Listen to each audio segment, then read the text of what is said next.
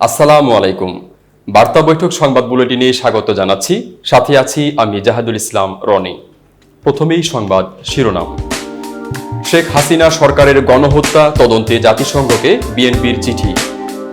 শেখ হাসিনার সঙ্গে ফোনে কথা বলে সেই আওয়ামী লীগ নেতা জাহাঙ্গীর কবির গ্রেফতার। জাতীয় শোক দিবস উপলক্ষে ঘোষিত 15 আগস্টের ছুটি বাতিল।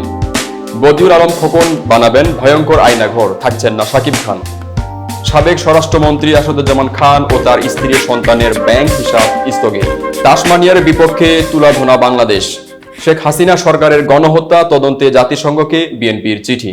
শেখ হাসিনা সরকারের অধীনে সংঘটিত গণহত্যার আন্তর্জাতিক তদন্তে জাতিসংঘকে চিঠি দিয়েছে বিএনপি।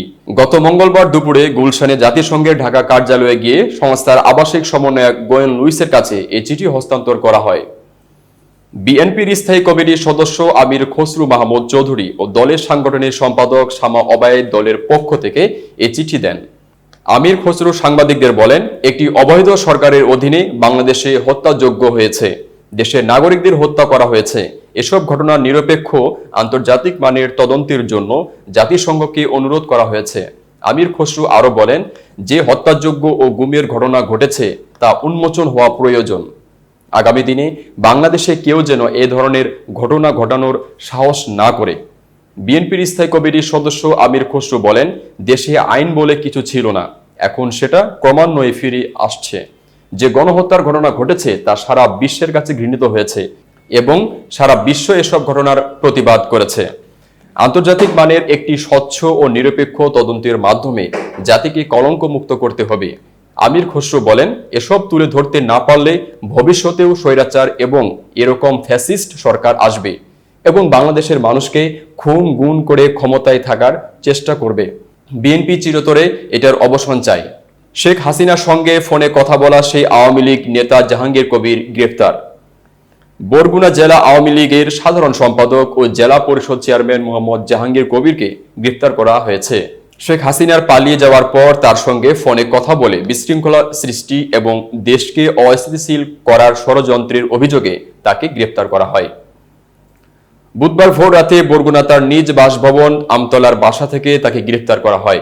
বিষয়টি নিশ্চিত করেছেন বরগুনা সদর থানার ওসি একেএম মিজানুর রহমান। তিনি জানান, ঢাকা থেকে পুলিশের একটি টিম এসে তাকে গ্রেফতার করে। ধারণা করা হচ্ছে শেখ হাসিনার সঙ্গে মোবাইলে কথা বলার পর বিশৃঙ্খলা ও ষড়যন্ত্র করার অভিযোগে তাকে গ্রেফতার করা হয়েছে। অতিরিক্ত পুলিশ সুপার আব্দুল হালিম বলেন, ঢাকা থেকে পুলিশের একটি টিম বরগুনায় এসে জাহাঙ্গীর কবিরকে গ্রেফতার করে ঢাকায় নিয়ে যায়। এর আগে গত সোমবার সাবেক প্রধানমন্ত্রী শেখ হাসিনার সঙ্গে ফোনে কথা বলেন আওয়ামী লীগের এই নেতা। 3 মিনিটের ফোনালাপে শেখ হাসিনা জাহাঙ্গীর কবিরকে বলেন, আপনারা শৃঙ্খলা মেনে দলীয় কার্যক্রম চালাবেন, 15 আগস্ট জাতীয় শোক দিবসকে যথাযথভাবে পালন করবেন। মোহাম্মদ জাহাঙ্গীর কবির শেখ হাসিনাকে বলেন, আপা আপনি ঘাবড়াবেন না, মনোবল হারাবেন না, আপনি ঘাবড়ালে আমরা দুর্বল হয়ে যাই, আমরা শক্ত আছি। শেখ হাসিনা বলেন, আমি ঘাবড়াবো না কেন, আমি ভয় পাইনি। আপনারা দেখেছেন আমাদের পুলিশ বাহিনীকে মেরে কিভাবে ঝুলিয়ে রেখেছে, আমাদের কর্মীকে মেরেছে, বোরকা পরে মেরেছে। এ দেশটা রক্তের বিনিময়ে স্বাধীন হয়েছে, আপনারা যেভাবে আছেন থাকেন। উল্লেখ্য যে গত 10 আগস্ট বরগুনা জেলা শহরে বিক্ষোভ মিছিল করে স্থানীয় আওয়ামী লীগ, এতে কয়েকশো নেতাকর্মী অংশ নেন। এ সময় তারা শেখ হাসিনাকে দেশে ফিরিয়ে আনার প্রত্যয় জানান। প্রায় একই দাবিতে বিক্ষোভ হয় গোপালগঞ্জেও। জাতীয় শোক দিবস উপলক্ষে ঘোষিত 15 আগস্টের ছুটি বাতিল। বঙ্গবন্ধু শেখ মুজিবুর রহমানের শাহাদাত বার্ষিকী ও জাতীয় শোক দিবস উপলক্ষে ঘোষিত 15 আগস্টের সাধারণ ছুটি বাতিল করা হয়েছে। মঙ্গলবার অন্তর্বর্তী সরকারের উপদেষ্টা পরিষদের বৈঠকে এই বিষয়ে সিদ্ধান্ত হয়। রাষ্ট্রীয় অতিথি ভবন যমুনায় উপদেষ্টা পরিষদের বৈঠক অনুষ্ঠিত হয়। পরে এ বিষয়ে এক সংবাদ বিজ্ঞপ্তিতে বলা হয়, উপদেষ্টা পরিষদের সঙ্গে রাজনৈতিক দলগুলোর সংলাপে ব্যাপক ঐক্যমতের ভিত্তিতে জাতীয় শোক দিবস উপলক্ষে ঘোষিত 15 আগস্টের সাধারণ ছুটি বাতিলের বিষয়টি উপদেষ্টা মণ্ডলীর বৈঠকে অনুমোদিত হয়েছে। ছাত্র জনতার আন্দোলনের মুখে শেখ হাসিনা সরকারের পদত্যাগের পর গত বৃহস্পতিবার ডক্টর মোহাম্মদ ইউনূসকে প্রধান উপদেষ্টা করে অন্তর্বর্তী সরকার গঠিত হয়। প্রধান উপদেষ্টা সহ এ সরকারের সদস্য সংখ্যা 17। গতকালই উপদেষ্টা পরিষদের প্রথম আনুষ্ঠানিক বৈঠক হয়। প্রধান উপদেষ্টা ডক্টর মোহাম্মদ ইউনূসের সভাপতিত্বে অনুষ্ঠিত সভায় অন্যান্য উপদেষ্টা উপস্থিত ছিলেন। এর আগে একদিন অনানুষ্ঠানিক বৈঠক হয়েছিল। গত সোমবার অন্তর্বর্তীকালীন সরকারের প্রধান উপদেষ্টা ডক্টর মোহাম্মদ ইউনূসের সঙ্গে পৃথক বৈঠক হয় বিভিন্ন রাজনৈতিক দলের।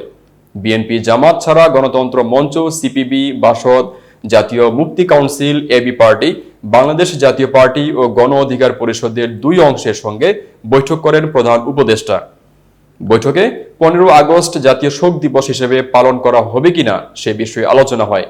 ছাত্র জনতার আন্দোলনে আত্মোৎসর্গকারী শহীদদের উদ্দেশ্যে গতকাল অন্তর্বর্তী সরকারের উপদেষ্টা পরিষদ শোক প্রস্তাব গ্রহণ করে। এছাড়া আন্দোলনে আহত ব্যক্তিদের চিকিৎসা ও শহীদ পরিবারকে সহায়তা দেওয়ার জন্য একটি কমিটি গঠন করাও সিদ্ধান্ত হয়েছে। স্বাস্থ্যসেবা বিভাগের উদ্যোগে বৈষম্য বিরোধী ছাত্র আন্দোলনের প্রতিনিধি, অর্থ বিভাগ, সমাজ কল্যাণ মন্ত্রণালয়, মাধ্যমিক ও উচ্চ শিক্ষা বিভাগ, কারিগরি ও মাদ্রাসা শিক্ষা বিভাগ, প্রাথমিক ও গণশিক্ষা মন্ত্রণালয় সহ সংশ্লিষ্ট অন্যান্য মন্ত্রণালয় ও বিভাগের প্রতিনিধিদের সমন্বয়ে এ কমিটি হবে। সহায়তা দেওয়ার জন্য এ কমিটি একটি নীতিমালাও তৈরি করবে। একই সঙ্গে সাম্প্রতিক গণ অভ্যুত্থানে শহীদ ও আহত ব্যক্তিদের পরিচিতি সহ পূর্ণাঙ্গ তালিকা প্রস্তুত করবে। বদিউল আলম খোকন বানাবেন ভয়ঙ্কর আয়নাঘর, থাকছেন না শাকিব খান। এবার সাম্প্রতিক সময়ের আলোচিত আয়নাঘর নিয়ে ভয়ঙ্কর আয়নাঘর নামে নতুন সিনেমা নির্মাণের ঘোষণা দিয়েছেন নির্মাতা বদিউল আলম খোকন। কিন্তু এ ছবিতে নায়ক হিসেবে শাকিব নয়, নতুন নায়ক নিয়ে কাজ করবেন এই নির্মাতা। এ বিষয়ে নির্মাতা খোকন গণমাধ্যমকে জানিয়েছেন, আগামী 1 নভেম্বর থেকে মামনি ফিল্ম প্রোডাকশনের প্রযোজনায় শুরু হবে ভয়ঙ্কর আয়নাঘর ছবিটির শুটিং। এরকম একটা স্পর্শকাতর ইস্যু নিয়ে ছবি বানানোর জন্য তার টিম কতটা প্রস্তুত জানতে চাওয়া হলে তিনি বলেন, অনেকদিন আগে থেকেই একটু একটু করে কাজ গুছিয়ে রেখেছিলাম। বলা যায় এটি আমাদের অনেক দিনের প্রজেক্ট। এখন গল্পটা বলার সময় তাই ঘোষণা দিয়ে কাজ শুরু করলাম। আল জাজিরার তথ্যচিত্র all the prime minister's men থেকেই প্রথম জানা যায় আয়নাঘরের কথা।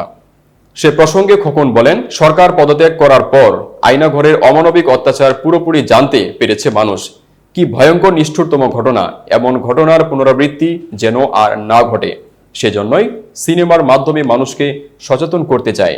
শাকিব খান ছাড়াও এরকম একটি গুরুত্বপূর্ণ সিনেমা নির্মাণ করতে যাচ্ছেন কেন? আপনি তো তাকে ছাড়া সাধারণত সিনেমা করেন না। এ প্রসঙ্গে নির্মাতা খোকন বলেন, এই ছবিতে শাকিব থাকবে না। তাকে নিয়ে তো অনেক সিনেমা করেছি, দর্শক সাদরে সেসব গ্রহণও করেছে। এবার নতুনদের নিয়ে কাজ করতে চাই। করোনা মহামারীর আগে শাকিবকে নিয়ে আগুন নামে একটি সিনেমার শুটিং শুরু করেছিলেন খোকন। শাকিব খান ও জাহারা মিতু অভিনীত ছবিটির 80% কাজ শেষ হয়েছিল। করোনার কারণে ছবির বাকি কাজ আর এগোয়নি। পুনরায় আগুন ছবির শুটিং শুরু করার প্রস্তুতি নিচ্ছেন নির্মাতা। সবকিছু ঠিক থাকলে ডিসেম্বর মাস থেকে ছবির বাকি কাজ শুরু হবে। জানা গেছে ওই লটে আগুন ছবির 2টি গান ও সামান্য কিছু দৃশ্যের শুটিং করা হবে। আগামী বছর কোনো একটি উৎসবে ছবিটি মুক্তি দেওয়া হবে। সাবেক স্বরাষ্ট্রমন্ত্রী আসাদুজ্জামান খান ও তার স্ত্রী সন্তানের ব্যাংক হিসাব স্থগিত। ছাত্র জনতার গণ আন্দোলনে ক্ষমতাচ্যুত আওয়ামী লীগ সরকারের স্বরাষ্ট্রমন্ত্রী আসাদুজ্জামান খান কামাল, তার স্ত্রী, পরিবার ও তাদের মালিকানাধীন ব্যবসা প্রতিষ্ঠানের ব্যাংক হিসাবের লেনদেন স্থগিত করা হয়েছে। বাংলাদেশ ব্যাংকের আর্থিক গোয়েন্দা ইউনিট BFIU গত মঙ্গলবার এই নির্দেশ দিয়েছে। সব ব্যাংক ও আর্থিক প্রতিষ্ঠানের কাছে এই নির্দেশনা পাঠিয়ে দেওয়া হয়েছে। বাংলাদেশ ফাইন্যান্সিয়াল ইন্টেলিজেন্স ইউনিটের নির্দেশনায় বলা হয়েছে, আসাদুজ্জামান খান, তার স্ত্রী লুৎফুল তাহমিনা খান, ছেলে সাফি মুদ্দাসির খান ও মেয়ে সাফিয়া তাসনিম খানের নামে থাকা সব ধরনের ব্যক্তিগত ও ব্যবসায়িক হিসাব স্থগিত থাকবে। চিঠিতে আসাদুজ্জামান খান ও তার পরিবারের নাম ও জাতীয় পরিচয়পত্রের তথ্য দেওয়া হয়েছে। BFIU এর নির্দেশনায় আরও বলা হয়েছে, কোনো হিসাব স্থগিত করা হলে হিসাব সংশ্লিষ্ট তথ্য বা দলিল, যেমন হিসাব খোলার ফরম, KYC ও লেনদেনের বিবরণী ইত্যাদি চিঠি দেওয়ার তারিখ থেকে 3 কার্যদিবসের মধ্যে তাদের কাছে পাঠানোর জন্য ব্যাংক ও আর্থিক প্রতিষ্ঠানগুলোকে অনুরোধ করা হয়েছে। লেনদেন স্থগিত করার এই নির্দেশের ক্ষেত্রে মানি লন্ডারিং প্রতিরোধ বিধিমালা 2019-এর 26-এর 2 ধারা প্রযোজ্য হবে বলে BFIU এর চিঠিতে বলা হয়েছে। শেখ হাসিনা সরকারের পতনের পর থেকে আসাদুজ্জামান আত্মগোপনে রয়েছেন। তাসমানিয়ার বিপক্ষে তুলাধুনা বাংলাদেশ। গতকাল ডারউইনে বাংলাদেশ HP দল প্রথমে ব্যাটিংয়ে নেমে 5 উইকেটে 166 রান করে জবাবে 3 বল হাতে রেখে জয় তুলে নেয় তাসমানিয়া। ব্যাট হাতে বড় ভূমিকা রেখেছেন জ্যাক ডোরান। তিনি একাই 37 বল থেকে 4টি 4 ও 3টি ছক্কায় তুলে নেন অপরাজিত 71 রান। তাকে একাধিকবার আউট করার সুযোগ পেয়েও সেটি কাজে লাগাতে পারেনি বাংলাদেশ। 167 রানের জবাবে ব্যাট করতে নেমে শেষ 2 ওভারে তাসমানিয়ার দরকার ছিল 24 রান। 18.1 ওভারে ম্যাকমিলানকে আফিফ রনিরা আউট করতে ব্যর্থ হন। সেই ওভারে বাজে বোলিংয়ের দৃষ্টান্ত গড়েন আবু হায়দার রনি। পরপর 2-4 ও উইকেট রক্ষক আকবরের ব্যর্থতায় তাসমানিয়া জয়ের দ্বারপ্রান্তে পৌঁছে যায়। সহজ ক্যাচও লুফে নিতে ব্যর্থ হয় বাংলাদেশ। শেষ ওভারে রাকিবুল হাসান আটকাতে পারেননি প্রতিপক্ষের জয়। পারভেজ ইমন সহজ ক্যাচ ছাড়ার কারণে ডোরানদের জয় তুলে নিতে বেগ পেতে হয়নি। 3 বল হাতে রেখেই তারা জয় নিশ্চিত করেন।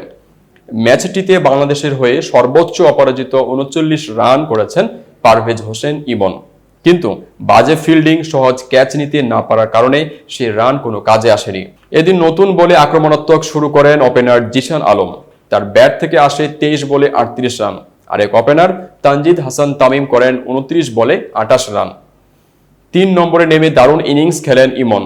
এক প্রান্ত আগলে রেখে ব্যাটিং করেন তিনি। ইমন শেষ পর্যন্ত অপরাজিত থেকে 29 বলে করেন 39 রান। আফিফ ঝোড়ো ব্যাটিংয়ের আভাস দিলেও মাত্র 10 রান করে বিদায় নেন তিনি। অধিনায়ক আকবর ব্যাটিং করেছেন ওয়ানডে মেজাজে। 17 বলে করেন 20 রান। শামীম হোসেন করেন 12 বলে 13 রান। তাতে রানের গতি কিছুটা ধীর হয়ে পড়ে। বল হাতে আলিশ আল ইসলাম, মাহফুজুর রহমান রাব্বি, আবু হায়দার রনিরা ছিলেন নিষ্প্রভ। বল হাতে আলিশ আল ইসলাম, মাহফুজুর রহমান রাব্বি, আবু হায়দার রনিরা ছিলেন নিষ্প্রভ। রাকিবুল 2টি উইকেট পেলেও প্রতিপক্ষকে ধরে রাখতে পারেননি। এতক্ষণ বার্তা বৈঠকের সাথে থাকার জন্য ধন্যবাদ। নতুন নতুন তথ্য ও সংবাদ পেতে বার্তা বৈঠকের ইউটিউব চ্যানেল ও ফেসবুক পেজের সাথেই থাকুন।